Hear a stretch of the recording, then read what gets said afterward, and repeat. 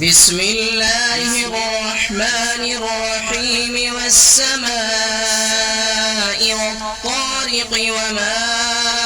أدراك ما الطارق النجم الثاقب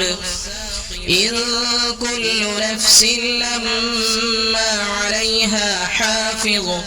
فلينظر الإنسان مما خلق من ماء دافق يخرج من بين الصلب والترائب إنه على رجعه لقادر يوم تبلى السرائر فما له من قوة ولا ناصر والسماء ذات الرجع والأرض ذات الصدع إنه لقول فصل وما هو بالهزل إنهم يكيدون كيدا